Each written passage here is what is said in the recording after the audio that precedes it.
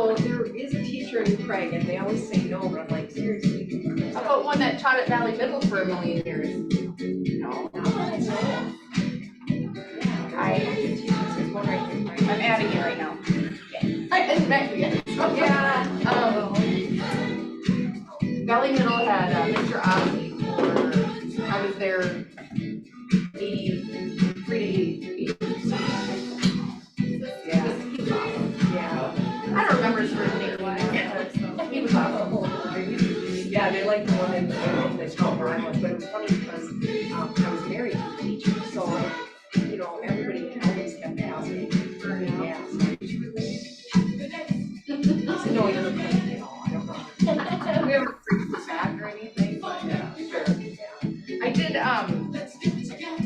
so when I got my, high school back in 6th grade, you know, it was this big, all the teachers' names are on it and, you know, AASC and stuff, and my mom's like, oh, I don't know how to say that. I know, I actually do, I put the phonetics and stuff up on my site and stuff, so, but I'm like, but they do remember it, so I guess whatever. Yeah, yeah, and it's always at the top of that list. Yeah, I'll put that up. Yeah.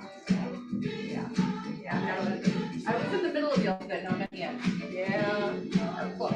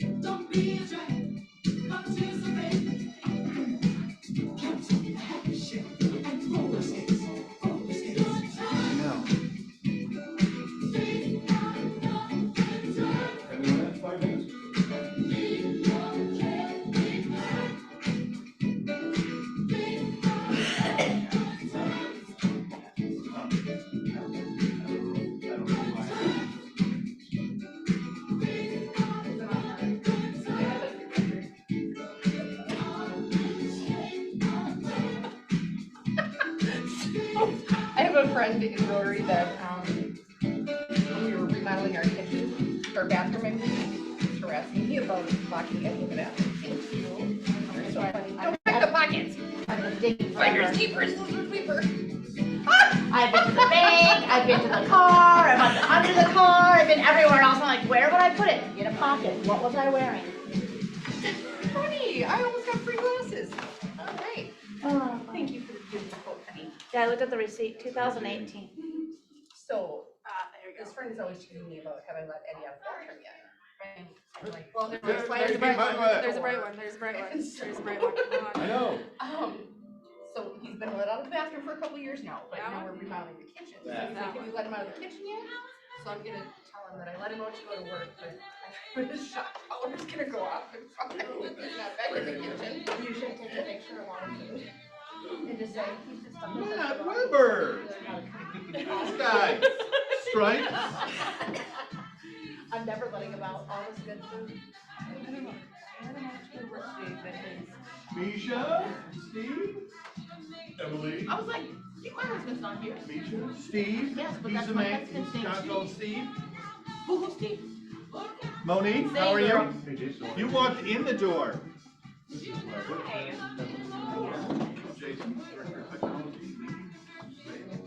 All that. I love it. Are you needing a home lunch? Yeah. Are we gonna do this in turkey bingo? Yeah. I'm so excited. Smallest thing. Yes, I mean, I'll help you. That's what I brought with me today, yeah. Austin, If you went to? I don't think I've ever seen you on a Wednesday at a team meeting. Okay. Hello, Blake. Oh, now the party can start. Good to see you. Hello. Look out, Krista's arm. Krista's arm. I thought you opened that love that is flying over your I hope not. Hey, it's Danielle. That's like a stuck job. I'll help you.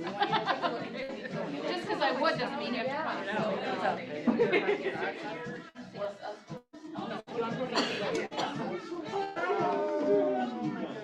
Say, married another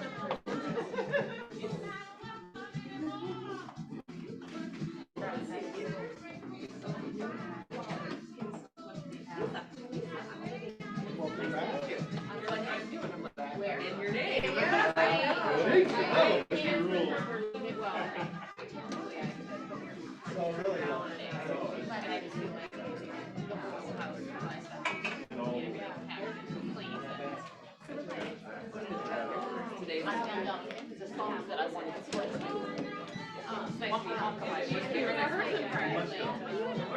Because that's the only way I'm really good. You're holding like that.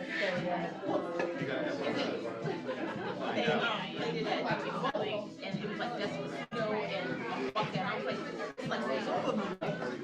but I didn't know what it was. Oh, you missed it crazy. Oh. We did, I just. Yeah. Oh, yeah. Peppermint.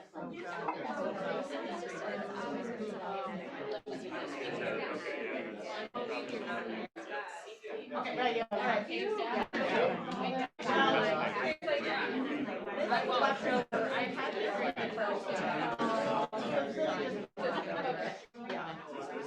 No, it's grass. I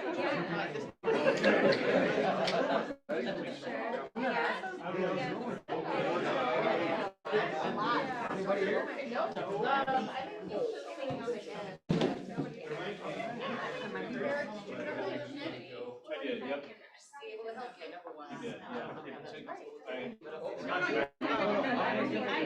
For a couple weeks.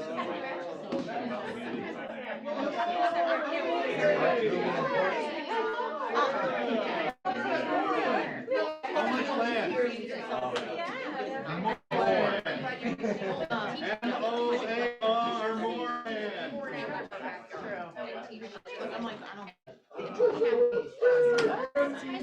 Hey, all right. We are not kidding when we say to you that we have a lot of stuff jam packed today, so we are going right now. But before we get the ball completely rolling, I want to say happy birthday, back center. Hey, Jason, real quick. I had some questions this morning as to why today for Turkey Day and not next Wednesday. Well, I don't know if you know, in Canada, they celebrate birthdays with turkeys. Oh. So we're celebrating Colin's birthday today with having a turkey day. Thank you for the cultural update. And he's, with the exchange rate, what are you, 102 today? 102. Yeah, probably. Happy birthday, Colin. All right, here we go. We're gonna jump right into it. Just so you know, first of all, happy Turkey Day for KPR. Great, KWPR, great to see everybody. Thank you for being here. And y'all up there too. We got a heaping, helping, a double scoop of big time opportunities for you today. So we're gonna go quickly through this process with your permission. It's important for us to always make sure that we declare who we are. These are KWPR values: culture, priorities are God, family, business. Integrity, we believe in doing the right thing. Impact, we strive to give freely of our time and talents to positively influence others. And growth, we encourage strong work ethic, consistency, systems, models, and tools to achieve our results. And that leads right into Charmaine. Let's give it up. Charmaine, some of you may not have met her yet. She earned Play of the Week honors because she just recently held a women's retreat that was very successful for her women's Bible group that she has, that she teaches every Monday night as well. She's also an author. The funnest part is what she calls Olivia, which I don't know if I can say it. What is she? What's her nickname to you? I have no idea. She calls you. Maybe she doesn't want to know. Is there a I beeper? don't care. I don't. No, she just says Livy. Just so cute. Oh, I want to. Sarah thought it was badass B. Well, given that she just came from a retreat for her faith, that's probably not the case. However, we're just so grateful that, again, it's the culture y'all have built here that I get to be a part of, and Matt doesn't like the word y'all, that's why He's from the South. and it attracts wonderful people like her, so give her and yourselves a round of applause. Whoa, hey, we want to welcome a new agent, Melanie McCallum. Restart with us just this last week, and she is back on board and having part of the show. All right, this is the part of the meeting where I'm about to say, if you've ever been watching TV or watching a football game, you get to see one of those fantastic drug ads. They get to the end and they go through everything very fast. They say all these terms and conditions very, very fast. I am about to deliver all of the terms and conditions. While none of these are terms or conditions, we will go very fast. And there are no crucial side effects that you'll experience.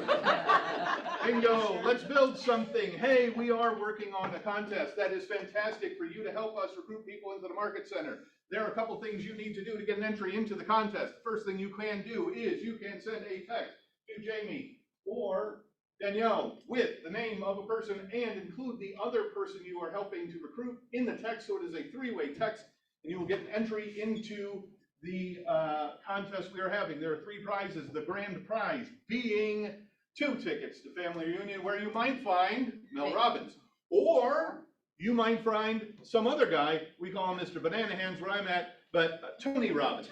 And that is fantastic. We are very excited for that. We do have a couple people who have entries this week, and they are... Very excited to announce Mary Steer gets 2 entries. And check out your logo, guys. You have 2 logo guys, or Lego. You pick them on after the meeting? Lego, yep, after the You pick them on after the meeting? Yes, Okay. It was that coat Okay. last week. What? It was that coat last week. Yeah, yep. And 3 entries for Laura Tuff. And 1 entry for Lisa Brainer. So, in a meeting, you guys come up, grab Lego, people, and in addition to that, there is another way to enter the contest, and that way is invite somebody to a Keller Williams event here at the Market Center. We might even recommend having them come see Eric Westrom the first week in December. Going to do a great speech there. All right, tomorrow, if you're not signed up, you can sign up really quick. Learn how to build your profit share with Aaron Kaufman, a fantastic resource for building profit share. Great show tomorrow, November 16th. Continuing Education Blitz. Hey, good news, everybody. We've asked for this, we've heard about it, we've talked about it. You wanted 2 days, all your CE right here in the Market Center. Sign up now, and you can attend, get all your CE done over a 2-day period for only $140. If you're curious, you probably will find them in the flip things on your table, which is exciting and fun. All right, $1,000 client cash giveaway. That is coming again. We are going to be doing that for the 4th quarter. We do one every quarter. The 4th quarter is coming up on December 19th is the day of the call. And if you want to get registered for that and get involved, let us know. If you don't know what that is, ask. We'll be happy to tell you. All right, I may have mentioned this before, but we're coming back to it again Wednesday, December 6th at our team meeting. We'll be having Eric Westrom and his Championship Mind Series. And to celebrate that today, for our attendance giveaway, we will be giving away a copy of his book. Fantastic fun there. Hey, December 13th, you're asking yourself, Christmas is coming, the goose is getting fat. Here's what we're gonna do. Secret Santa is coming December 13th. Sign up, scan the picture. You can participate in Secret Santa, which final date will be on December 13th right here. Everybody opens up that last present. It's super fun. You get to guess who it is. Ask me, I'll know. Detective Batman will always figure it out. And cookie exchange also on the 13th. If you haven't been part of our cookie exchange before, it is a lot of fun. It is a fantastic event. And it's a great chance just to share some great cookies, man. All right, family reunion. You may have heard me allude to this, but we are very excited to have the Robbins team. Not Batman's, the Robbins team. We've got two of them. We've got Mel and Tony speaking at family reunion. And if family reunion wasn't a good enough value to begin with, which it is, they added Mel Robbins, which made it better. And then they thought they'd take it a whole nother step further with Tony Robbins. This is the most powerful lineup of speakers ever at a family reunion, and really one of the most powerful lineup of speakers at any event, anywhere that you can go to this year. So I would highly encourage you go to this to learn. Is Baskin gonna be there? Baskin will not be there. Baskin Robbins was not asked, but it may be part of the joke. We don't know. So just be there, let us know, let us help you, let us find a way. We want to get you to family reunion. Easiest way to get there right now, help Jamie recruit some people or get some free tickets, right? That's a great way. All right, what do we got? Broker update. Hey, she isn't here right now because she's at the National Association of Realtors right now, which doesn't have two good of speakers as we have, but they do have some speakers. But she wanted to remind you that SPAR membership renewal is due on or before November 30th, 2023. That is the annual dues. How many dues? Annual dues. All right, so $50 late fee if not received on or before November 30th. Let's get that paid up. Let's have some fun. Let's be done with that. Woo, tech update. Hey, well, we're going really fast to this one because you guys are very clever. But if you have ever had a Keller Williams website, it is time to update that now to a very much prettier website. You do that by pressing on the consumer button in the lower left. And then you click on the upgrade my website. It's time to do it. You can do it. I sat with somebody yesterday who was impressed that it took her less than 5 minutes to complete this task. Less than 5 minutes. She's going, me? Yes, you. 5 minutes. That's me. Click me right here. I'm very pretty. I promise you, much prettier than before. And we'll allow you to get moving on that whole thing.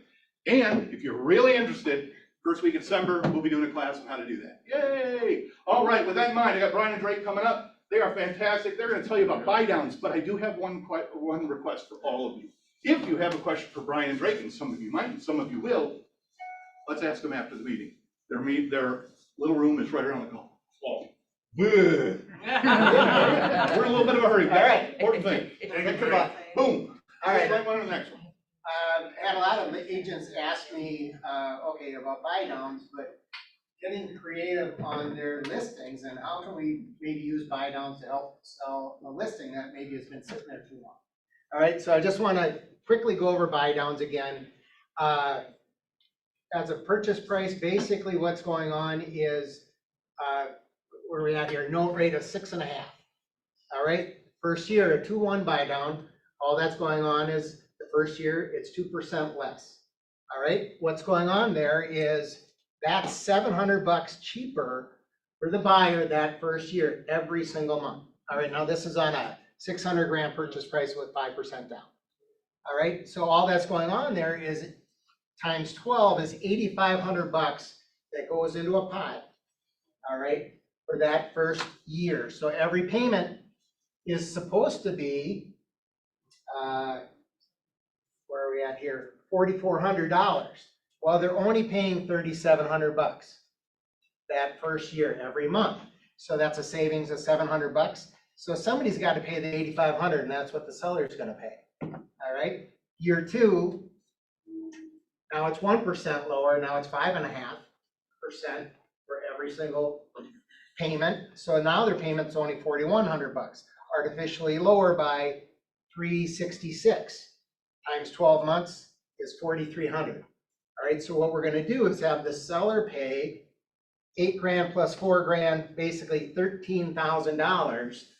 Hey, we'll pay $13,000 and we'll save the buyer total of $4,300. Oh no, I'm sorry. That's a total of 12 grand, 13 grand in total payments those first 2 years. All right, that's an incentive for the buyer to buy their house.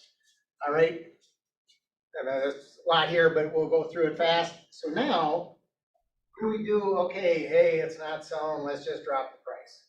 All right, but maybe as an incentive, throw it into your comments or somewhere that the buyer's going to read. let's do a 2-1 buy down and not drop the price. All right, and this is a conversation to maybe have with your seller. Everybody's just gonna drop the price, it's just been sitting there. Okay, here's what we're gonna do is look at, hey, let's offer a 2-1 buy down instead of dropping the price. Right, so here we're doing a purchase price of 600. We're not selling, let's just drop the price. Now this, whoever did this, and I didn't redo it, they dropped it by 4% or 24 grand. Not sure, maybe 20 grand might be a better or a more normal number, but what's going on here, the cost of the seller, we dropped the price, now we sold it for 576. You know, they 24 grand less, okay? Or, hey, buyer, come on in, we'll pay for we'll keep it at 600 grand. We'll buy down your rate, a 2-1 buy down for the first 2 years, all right? What's that doing? Well, it's costing the seller basically 13 grand as an incentive to sell the house at 600 grand yet. All right, so it is, the bottom line is that seller is going to net more if they offer a 2-1 buy down as an incentive to buy, instead of just dropping the price. And this is maybe a conversation to have with your sellers that, hey, these are other things that we can possibly do. Just a kind of another tool in your tool belt as far as how you're gonna handle these conversations with your sellers, and maybe a way to draw in new buyers. No questions? Fantastic, One question. amazing. Yes, Real quick, perception is everything, right? So if the perception is that 90% of the buyer pool agents don't understand this, and I'm one of those, I mean, I understand it, but how do we market this to be better than the $24,000 discount in that scenario? What's the number one thing we can do to really help the buyer agents and buyers understand the value there over the price drop? good luck. Well, good transition, because we have this flyer for you guys, and this is something that you can bring to open houses, you know, leave at these open houses, and it actually paints that picture pretty well. It shows them the breakdown and, you know, the savings, but also, you know, just having that conversation with the, you know, the seller and trying, you know, this is maybe something that you could present to them as well. I know that we have another flyer that kind of shows a similar breakdown.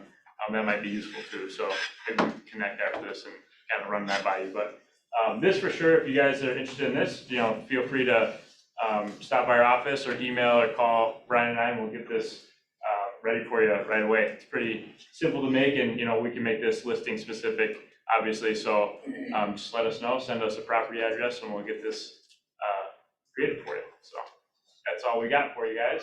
And if you have any questions, feel free to find us out. Yep, and Chad, you know, you got enough things to be an expert on, but hey, just, we'll answer the phone. Somebody's got a question. Yep. All right. Appreciate you guys. Thank you. All right, we're bringing my friend Jason Oliver. Talk about his buyer presentation. Jason Oliver.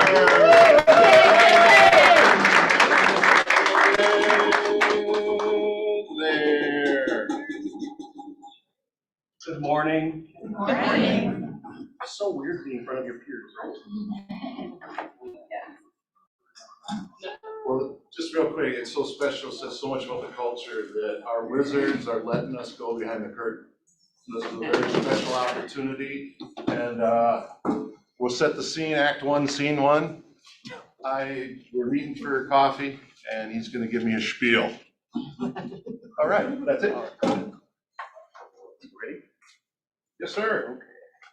So, Jeannie, I'm a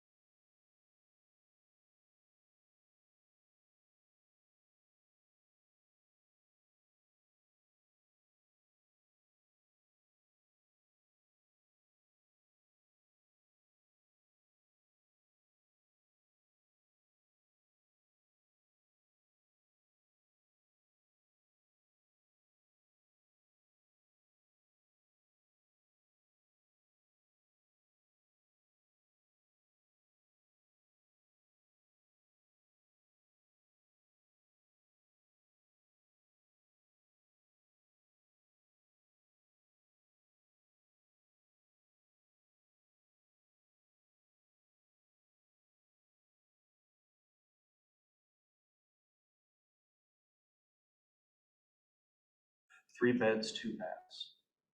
Okay. Well, a little bit about the market here in Burnsville, and I just pulled up the MPLS Realtor sheet. And some things to point out here is that days on market has actually gone down compared to last year. So the average property that comes on the market here in Burnsville is on market for about 3 weeks. The year before, it was almost a whole month. So things are turning around and moving quickly. And why that's important is that we need to make sure that when we find the right property, you're willing to ready to jump and say how high and move forward with the wife. Make sense? Okay. So we also hear a lot about inventory levels. So right now we've got 1.5 months supply. What that means is if no more properties come on the market within 1.5 months or 6 weeks, everything is sold in Burnsville. Wow. So to give you a primer on that, in a balanced market where supply equals demand, this would be 6.0. So we're 4x less than the number on the market we should have.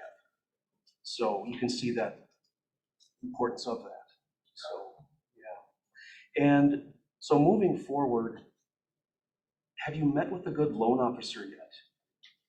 No, I just learned about you and Okay. and said that you're the man, so Okay. I called you. Wonderful. I appreciate that. My marketing does work. That's a good thing. That's a good thing. So the next step would be to definitely put you in touch with a loan officer to get pre-approved.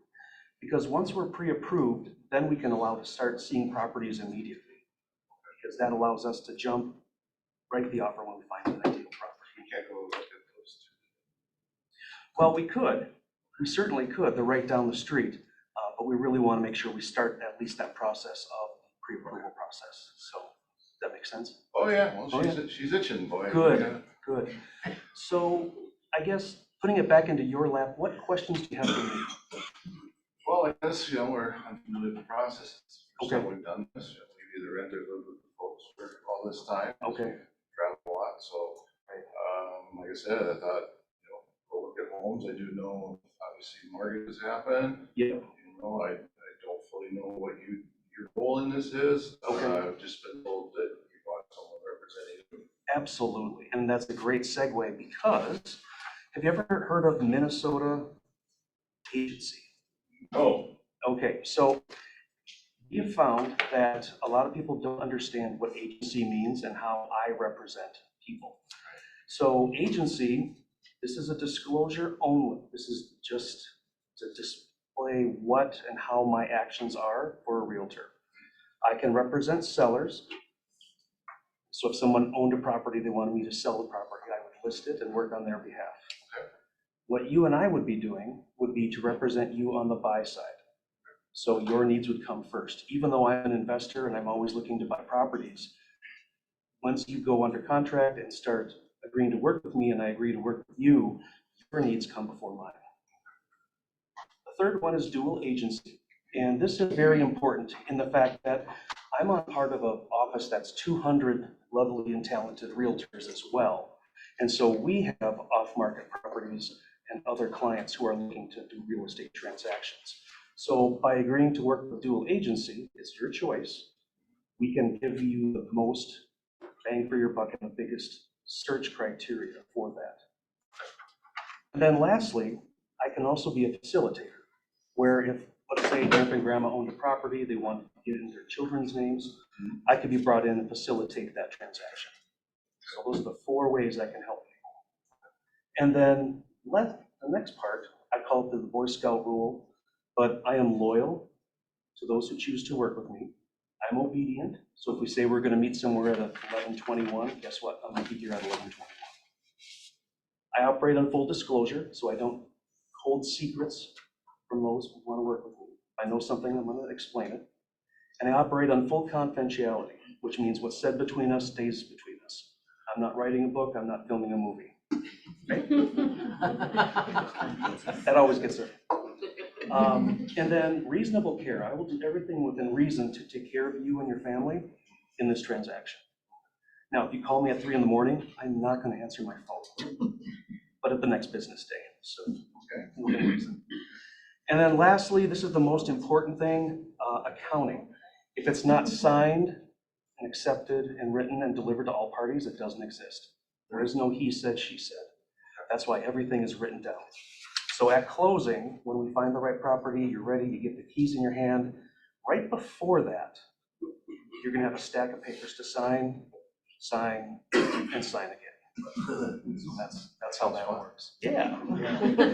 So, again, we can have you just initial and sign right here. Again, this is just a disclosure, this is not a contract, but it just notifies you of how I can help you in this way. Okay, great. So moving on, we're gonna talk about the financing aspect, to talk about that. And we have a great person on staff, or you can choose your own lender as well to work with. So that's moving on, do you know the time frame of the actual buying process? No, I'm a rookie at this. Okay. So if we work backwards, let's say arbitrarily it's January 1st. Okay. That's the day we close, or at least we wake up late. Yeah. That's Excedrin Day. It's Excedrin Day. So if we close on the 1st, normally in real estate, working backwards, the day or two before we'll have a final walkthrough. And that is where we walk through the property with you and your wife, and we make sure that the house hasn't changed in the physical attributes. Yes, the seller's stuff is out, but we just want to make sure it's still standing, a meteorite hasn't hit it or anything like that. So, all good things. So before the walkout, working backwards, this is the underwriting stage for the lender. They make sure that your credit hasn't changed at all, your job employment, they're going to verify employment, go through all that to make sure that the numbers still work for you. And then while that's happening, you're also going to go under title underwriting to make sure that there's no liens against the property, there's no easements, there's no questions per se. So that's all behind the scenes. So moving backwards again, then we're talking about the final acceptance of the offer that we're going to write. And that's where everything's nailed down. And then before that, we also have the inspection. Now, you as a consumer can choose to have your own inspection if you want. I always recommend it. It's one of the best chances to find out any things in regards to the property. We're not worried about scratches in the wall or a burned out light bulb. We're worried about health and safety. If you flip a light switch on and lightning shoots out of the outlet, that's a problem. Yeah. But that's what that is. The inspection phase is about 7 to 10 days long, on average. And then working backwards again, this is where you write the offer. And then before that, then we meet. And then the valuation for the financing comes right after that. So you can see we're about 30 to 45 days out from the whole process. And that's calendar days, not business days. So when you work with a realtor like myself, we have people and systems put in place to make this a very simple and easy transaction. I was gonna say, 'cause that's a lot of stuff. It is a lot of stuff. Yeah. We talked about just finding a way to do this ourselves to save money or something. Sure. And what did you That's a find? lot. Well, we didn't go that far. We Okay. just thought, oh, then we should meet with you. Right. And I mean, I have no idea. That's gibberish to me, right there, all that stuff. Yeah. Get it to closing. I just see my friend's pictures on Facebook and they pull the sign and everything's good. So Right. obviously, I mean, you offer, there's a lot more to consider here than I Correct. expected. Correct. And some people may know this, but on average, about 98% of all court cases involve buyers or sellers who are not represented with a realtor. 98%. So it doesn't make sense to hire a realtor like myself, get you across the finish line and go from there. Yeah, absolutely. Okay. I know we're very linear sometimes when we think, but does this make sense? Putting everything in line? Yeah, I mean, the timeline is great. Going Okay. backwards, like we said, I mean, all I can think of right now is finding a house, making Sure. an offer, and then scrambling to close. Okay. But it just makes sense. Okay. Yeah, and the inspection piece too, that's something I always thought of. Right. But you don't stop and think, well, it's health and safety. So yeah, it's interesting, you got my head spinning. Good, good. And one more thing to keep it spinning, because I like to confuse people, but I'm always here for your questions, so I expect that. In this entire process, once we do find the right property, let me know of any questions that we find out on it. Utilities, history, that kind of thing, we can dig more in. But once we find the right house, you're gonna say, well, how can I be guaranteed I don't overpay for the property? Because I know that may be on some people's minds. Right. And what we do early on in the process is that I will look at it like I would be buying it for my own family. And I'm gonna do a market analysis to make sure that what you're comfortable paying, once you get pre-approved, is that this makes sense for you. And then I will do a market analysis to make sure that other similar properties within a small radius of that neighborhood, that there's no outliers, that it makes sense in the square footage. And then to also protect you, we've also got the financing for the underwriting to make sure that the house appraises at or above the sale price. So I'll be helping you in that regard, and the lender will be helping you to make sure that you're coming up with a good value. So. Well, I appreciate that. Yeah, you ready to begin? Yeah, let's go. Okay, wonderful. Just sign there and we'll go from there. All right.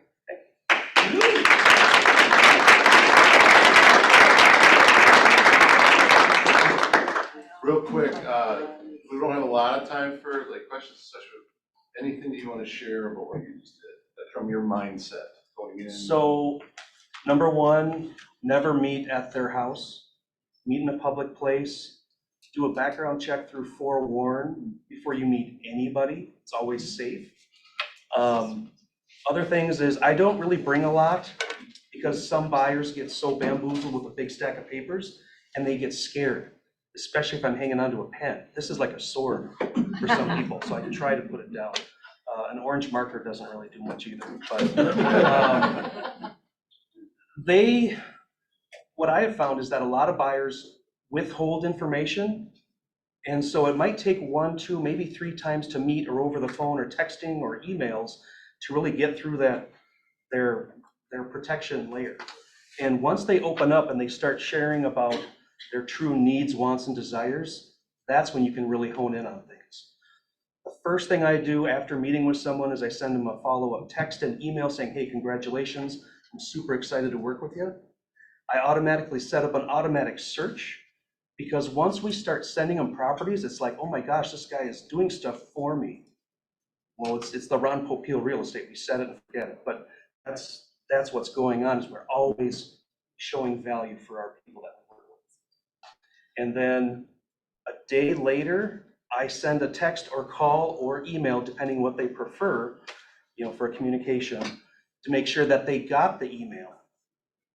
But lo and behold, when we do go into our MLS, we can see, of course, if they open it. So that's always good to double check in that regard. But I would just say, and every buyer's presentation is different because everyone's different. Some people like pictures, some people like graphs, some people like talking, some people like texting, but it's just a matter of trying to relate to what they learn best. Well, this was powerful because immediately it started telling me as the consumer that I don't know any of this. I have no clue about what all this stuff means, and I need somebody. So going backwards, it really helped paint the time frame, paint a picture in my head, and it's set an expectation in my mind. So well done. Yep. And the longer you're with somebody for a buyer presentation, try to keep it short, less than 30 minutes, because your time is valuable. We all like to help people and we like to be friends, but we want to make sure that we don't get sucked into time as well. So protect your time. When do you do the buyer representation contract? Do I? When do you do it? Right then and there. Oh, you didn't explain any of the. No, for time constraints from today. Yeah, I should have prefaced it. I was going to preface it. With what we have going on today, we thought we'd skip that part for now. Go to hearing what Gregg has to say, exercise those demons in our minds, so to speak, and then have another day where we go thoroughly over the buyer's buyer's representation so that we get outstanding at that, because we are going to crush it when the investment market will be struggling.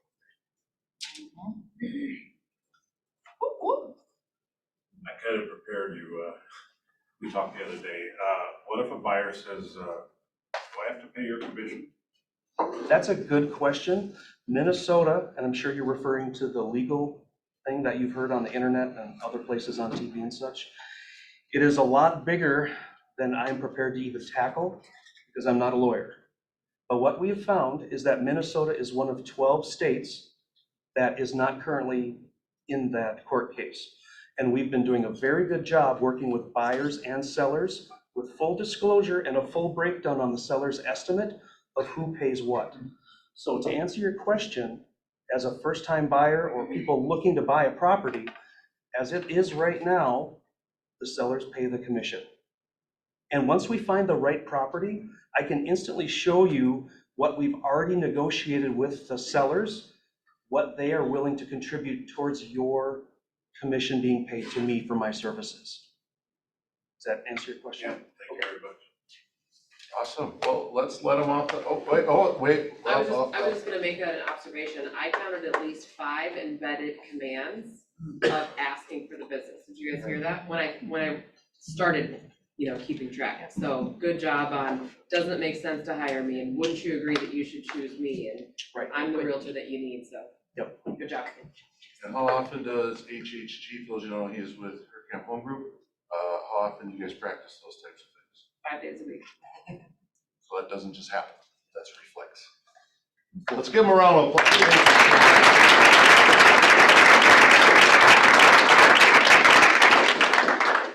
And as we promised and we spoke of, this is a man with not only a huge mind for real estate, but he is so caring that his name has a heart in it. Let's welcome our broker, Gregg Hartos.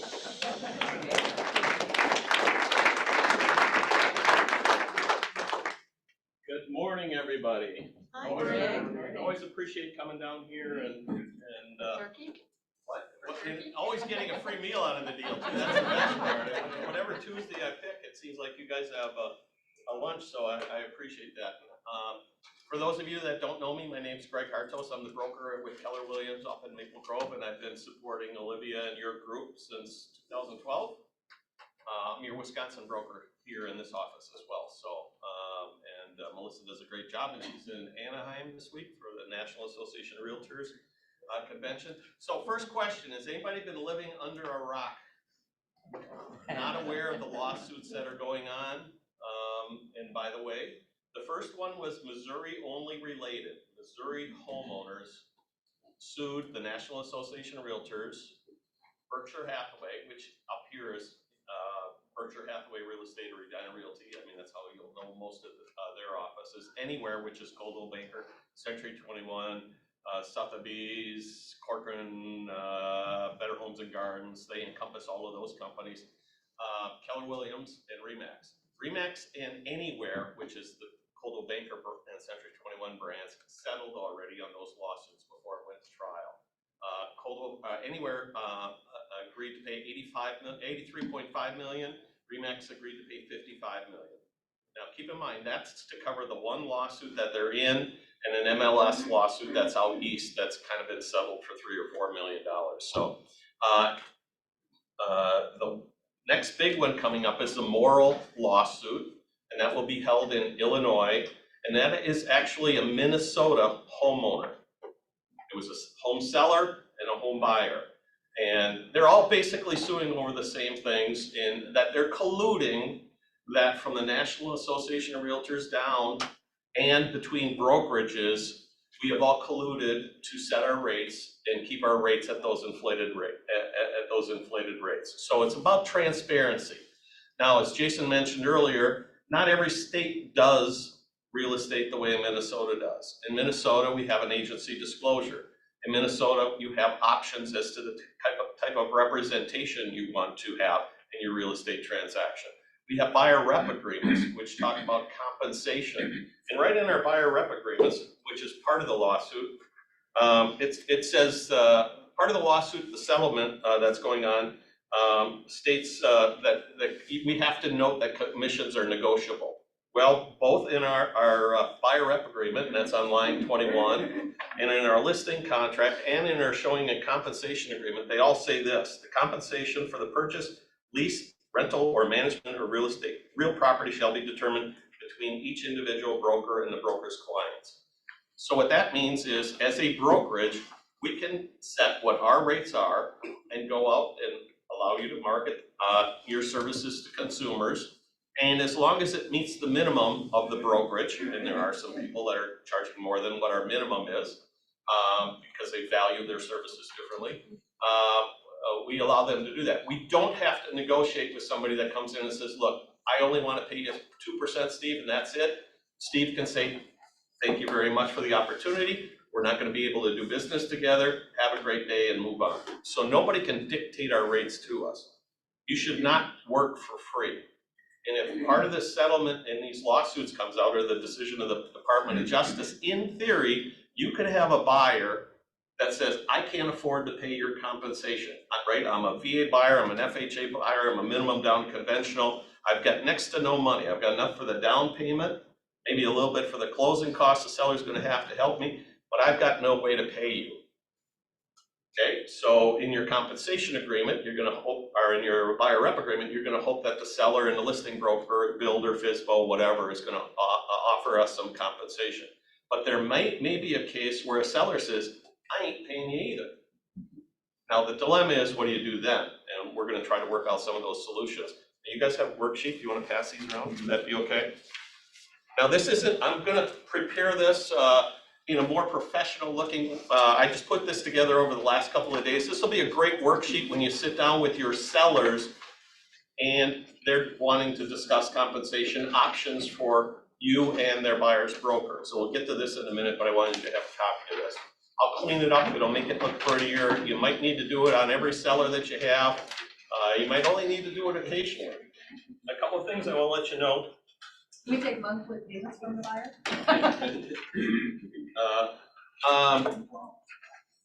So, has anybody run into a seller yet, or that's asking you about these new compensation rules, or suggestions, or settlements? Not at a listing agreement, but I had someone ask me this morning. Okay, so keep in mind that the lawsuit that was decided on a couple of weeks ago only relates to Missouri homeowners and sellers. I think some of that stuff will trickle out to the rest of the industry.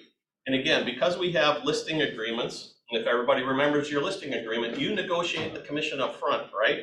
You put that right in there. You need to have a little bit better discussion with your seller than you probably have in the past, right? You can go to a seller's house and have that already filled in and say, this is the rate that I agree to work for, but you need to point that out.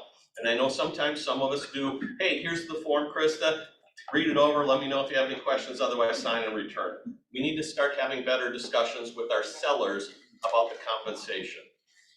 Okay, and further on in our listing agreement, the seller is authorizing us to share compensation with a broker representing the buyer. There's a separate line in there, right? So I listed the property at 7%. I talked to the seller, I said, I'm going to offer, is it okay with you if I offer 3% compensation to the buyer broker? And the seller says yes. That goes into my agreement. Now I'm going to go on to further to say to the seller, now there are going to be some buyers out there that are working with a broker who is not representing their interests. They are just a facilitator. My own personal view on that was, Mr. Seller, I'm going to offer nothing to those non-represented buyers' transactions. And the reason for that, Mr. Seller, is I think when a buyer is not represented by their own brokerage, it creates additional liability for you, Mr. Seller, and me. And so I don't want to incentivize those brokers that don't have a relationship with the buyer or aren't doing a job on the buyer. So I'm not going to offer them 0. So on my listing contracts, I would have had 7%, 3%, and 0% to a facilitator buyer. Does anybody have any questions on that? So we need to spend a little bit of time with the seller having that conversation. Okay, so what these lawsuits are about is transparency in a lot of those conversations. Seller said, I didn't realize by paying you, I was also paying the enemy, and they view the enemy as the buyer's agent. When you think about it, it makes sense, right? I mean, I don't think the buyer's my enemy. I want the buyer to love my house enough to purchase it at a price we can both agree on. But technically, I am allowing you to share your compensation with somebody else that's negotiating against me. Is that a fair comparison? So that's what a lot of the lawsuits are about. And so the legal profession, by the way, did you know that there's more licensed attorneys in Minnesota than there are real estate agents in Minnesota? That should scare you, right? So anyway, so we need to have a better discussion with our sellers. So the thought with these lawsuits is that in the United States of America, real estate commissions are too high when you compare it to the rest of the world.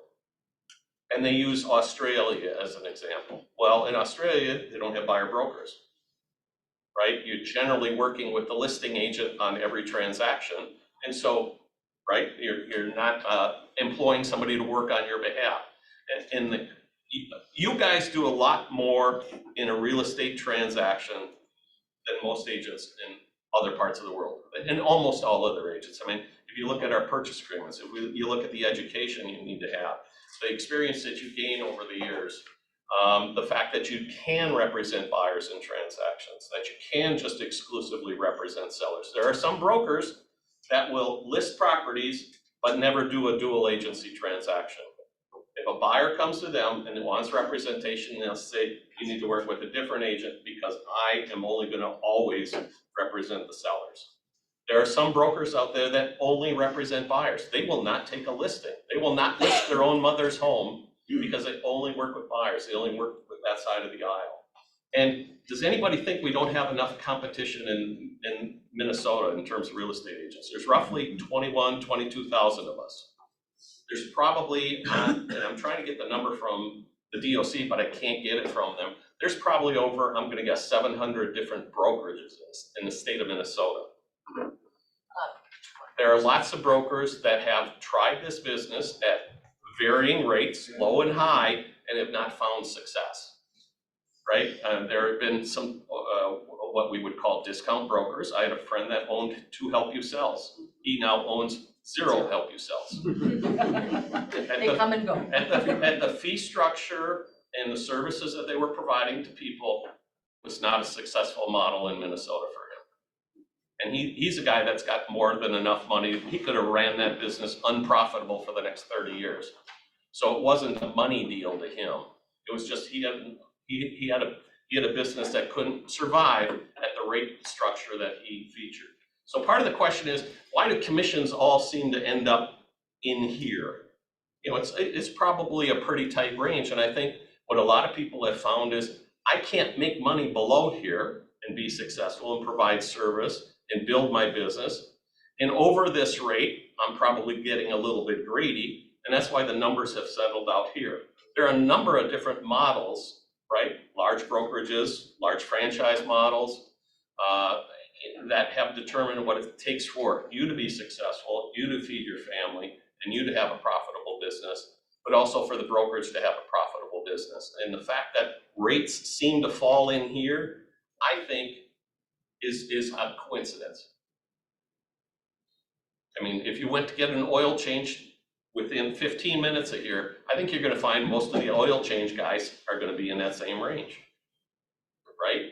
And it's a cost of doing business, what I need for a profit, cover my overhead, right, and be successful in an ongoing business. So they're trying to paint this as there's some collusion over, we're setting these rates, they're artificially high, and we're gonna all talk together and collude to keep them there. And there's been no evidence of that. In the lawsuit that was in Missouri, and if I get off track, just let me know. I always get off track. You're off track. I'm off track. Okay, I'm gonna give you an example. Does everyone remember the O.J. Simpson trial? Was that very complicated in terms of what they needed to decide there, guilty or not guilty? No. Okay. Do you think that decision for the jury was more complicated than the jury in Missouri, who had to determine whether there was actual collusion between the NAR and these 4 brokers, and if so, how that was, And if so, what the damages were gonna be. Do you think that was a more complicated decision for that jury pool than the OJ trial? Yes. The OJ trial took 4 hours for them to settle. The case in Missouri, 2 hours and 28 minutes. Think about that for a minute. They didn't like real estate. At a minimum, those guys should have said, hey, why don't we stick around for the free lunch and drag this out a little bit? So I don't think that that was a fair result. I don't, I wasn't there, I didn't read the transcript. I know what they presented. I don't know what they didn't present, but there's gonna be more of these lawsuits coming up. There's been 5 new ones since that one was announced a couple of weeks ago. So these are not gonna go away. Your consumers are gonna talk about it, and I wanna help you understand where we go from there. So, do I have the clicker here? Who's got the clicker here? What's going on? I know we talked about some of this previously, but we'll hit on some of them here. Who really pays a commission in a transaction? Does a seller, because it comes out of his net sheet currently for most of our transactions? Is it the buyer that paid a price to the seller that included the seller's agreed upon expenses, and one of them was a commission? Right? So there's been some discussion. I think the transaction pays that, right? Right now, we've got a listing agreement with the seller where they've offered to pay us, they've offered to pay the other broker, right? So the agreement's really with the seller. The buyer came along, said this is the right house for me, and said, I'm gonna have to structure a price that will make this seller be attractive to me and get my agent compensated as well. If 4 identical homes were on the market today, and I know in the example, because I thought about this further, which one will sell for more, which one will sell first, and which one will have the most showings? And we're gonna get to the worksheet in a minute. A FSBO, offering no compensation, a listed property with no seller compensation offered. And by the way, in your market right now, in our market right now, a seller can list a house and offer nothing to a buyer broker. So you need to start reading your MLS sheets to see if the seller's agreeing to compensation. A listed property with 1% seller compensation to a buyer's agent, or a listed property with 4% seller compensation offered to the buyer's agent. Which one do you think will sell first? The bottom one. Because we're greedy agents? Or just because that one's gonna attract more agents, more buyers to view the property? And I would agree with that. So I think the price and the market time will be shorter, and the showings will be on the one offering the greater. Right? And I think, and as we go through this worksheet, you'll kind of see examples on how to talk to your seller. So they're trying to decouple the commission agreements. They're trying to say buyers need to negotiate their own transaction costs with their own agent. And we've got a buyer rep agreement. We already do that. Now, we don't do it as well as we need to do it, and we're going to do it, but we've already done that here in Minnesota. But that's what they're trying to do. They're trying to say the seller should hire their agent and negotiate whatever, and the buyer should hire their agent and negotiate whatever. And then they can put the transaction together. Now, that's not reasonable in light of the fact that many buyers cannot afford compensation, especially the first-time buyers, maybe even second-time buyers, right? So some of the lawsuit ramifications might actually hurt our buyers and sellers in the marketplace. So if buyers were responsible for their own agent's compensation, the perception is that this part of the transaction will result in lower commission costs overall. In fact, an article that was in the Wall Street Journal yesterday, it was talking about the lawsuits.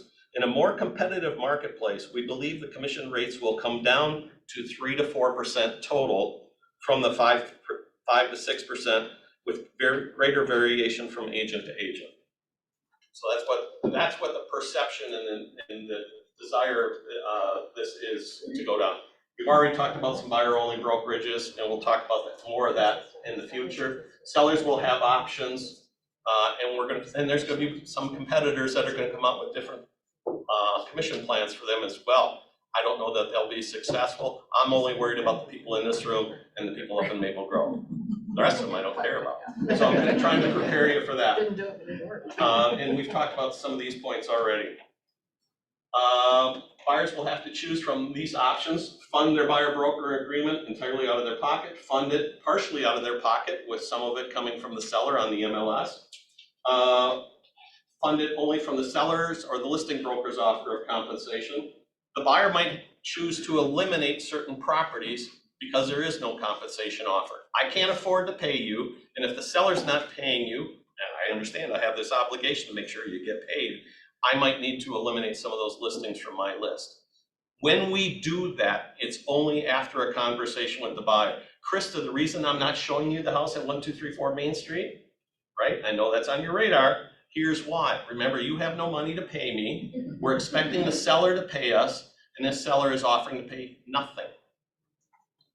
Now, Krista might go, well, I want to see it anyway. Well, then you're going to have to figure out a way I'm going to get compensated. And most of the time, if Krista truly has none, we're going to ask the transaction to pay us. And I know you guys have that language. We'll talk about that in a minute.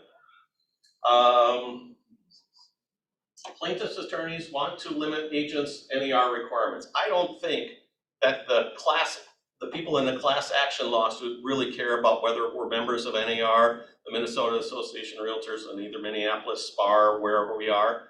I think that's the attorneys driving that and trying to insert and try to break that that case there. And if you weren't a Realtor member, by the way, you don't have to subscribe to the Code of Ethics. So I am just waiting for our first competitor to say, I am choosing to drop my NAR membership, which means my Realtor obligations, which mean my Code of Ethics.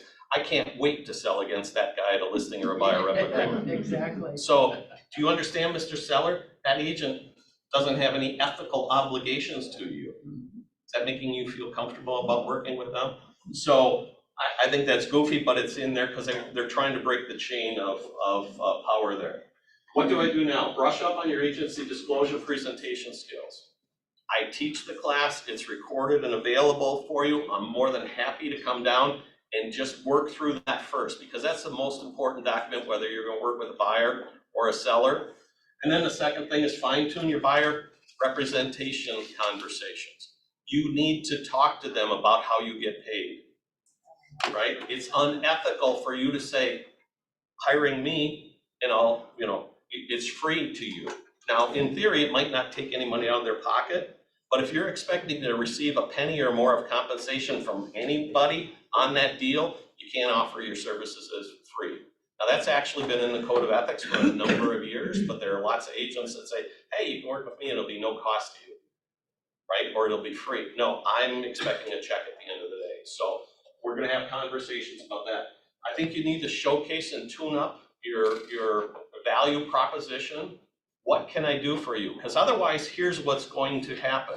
How many of you have ever dropped whatever you're doing to run and show a house to a buyer that just contacted you via text, email, phone call, or whatever?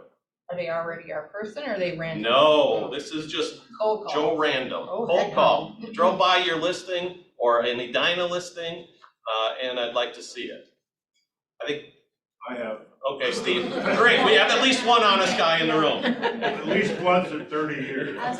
But my point is, here's how your conversations are gonna happen in the future if you don't get a buyer rep agreement signed. So Steve was kind enough to show me the house yesterday. First time I met Steve, seems to be a swell guy, gave me lots of good information.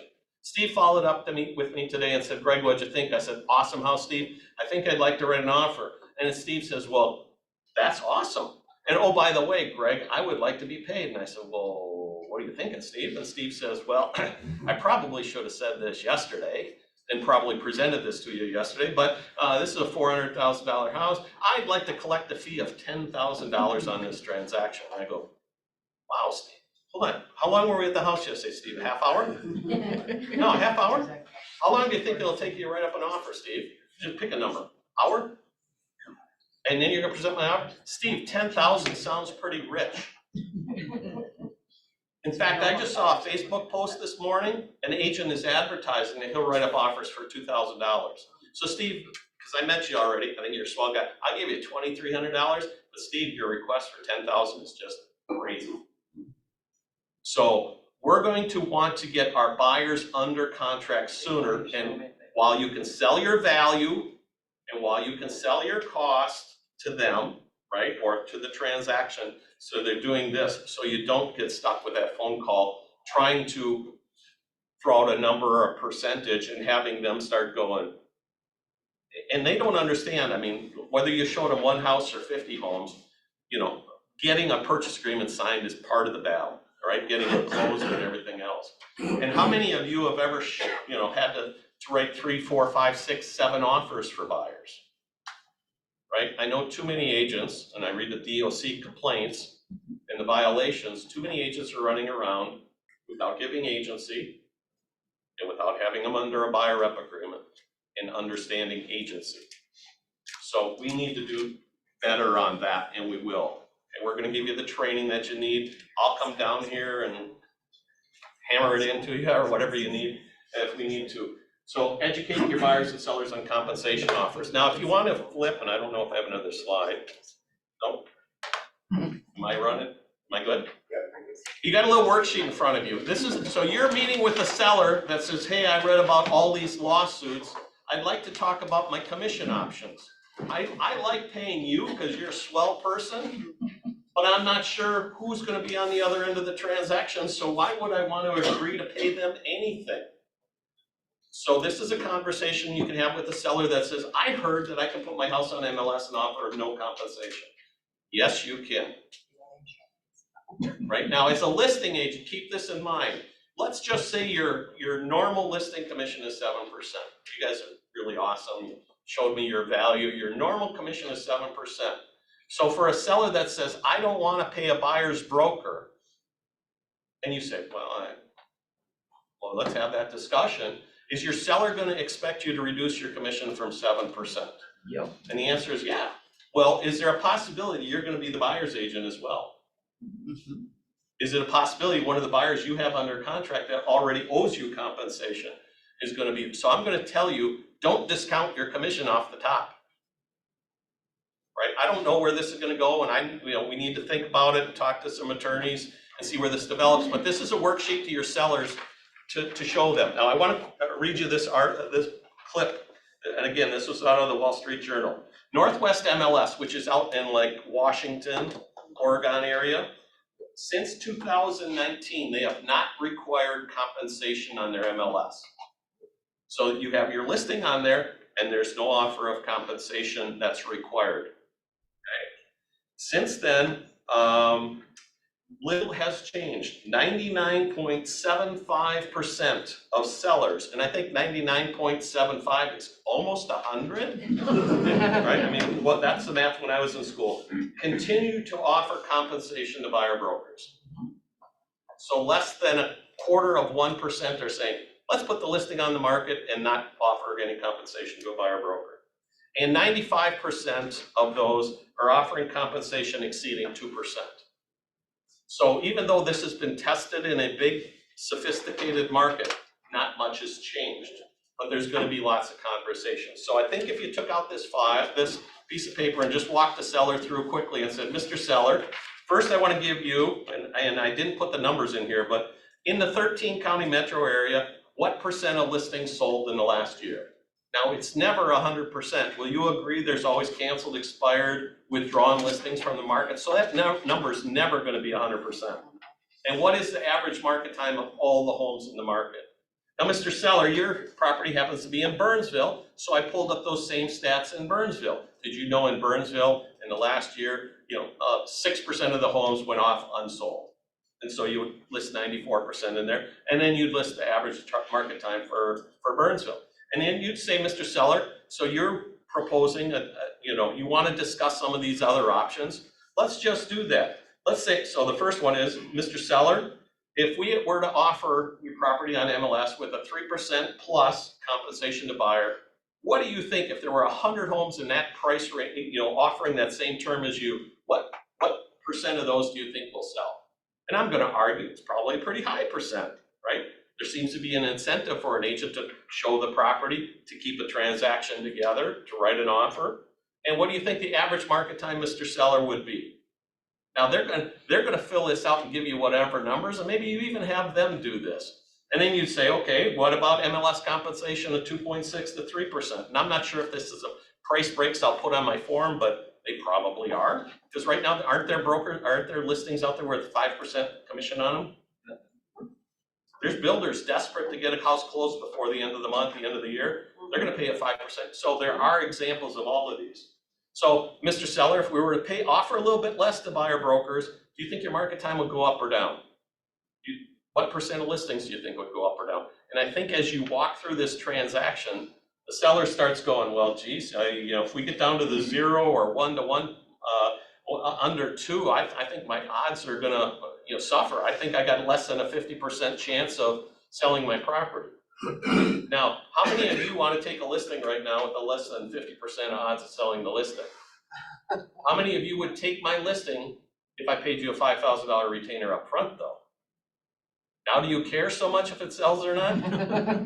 Oh, we've had discount brokers do that. No, but, so, at some point in time, when the seller gets on this list and says, I want to be below this, I think you say, in order to get me and my talents and my team support and everything else, you're gonna need to pay me a retainer up front, because it doesn't look like, you even agree there's not a good chance of selling your property, or a high chance. And, a FSBO's even worse, right? A FSBO offering no compensation, you've all called FSBOs and they said, I'm not working with an agent, I'm not paying you anything, right? Or a FSBO that says, yeah, I'll pay 3% to a buyer broker. So it works through the whole thing. Again, I'm gonna clean up this form so you can make it a little bit better presentation. Do you think this will help with your sellers that maybe want to have this discussion?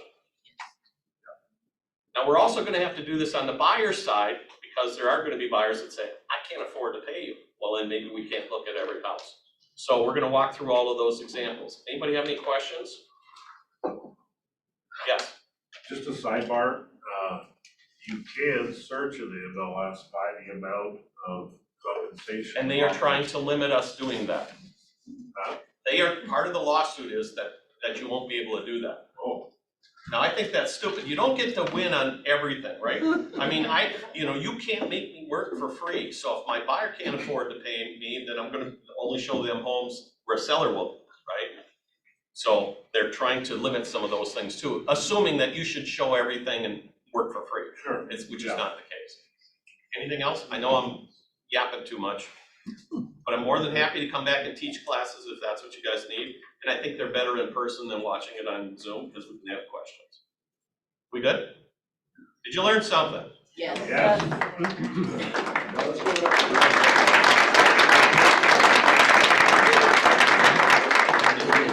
Appreciate it.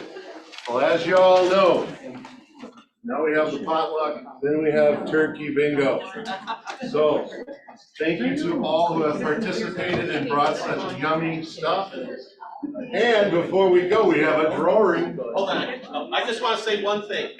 Don't worry about the lawsuits. Go out and list houses, go out and sell houses, stop reading the stuff online, because 90% of those people don't know what they're talking about. Here you go, Harry. Pull the number, brother. I'm the lucky Ron Gardner. Thank you, Greg. You're welcome, always welcome. That's so tiny. 29. Hang on. Like, how do we even know what number that is? 4. The Becoming Elite book. Jerry Steer.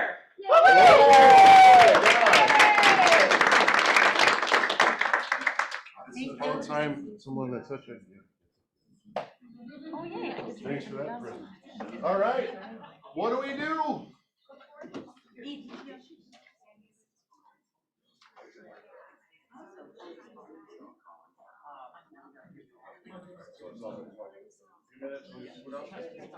All right, so the food will be coming out, and in the meantime, there is some continuing ed for tomorrow. And it's a good price. It's free. Please pass this around. Sign up, get it out of the way. You don't have to do it when the sun is shining and the.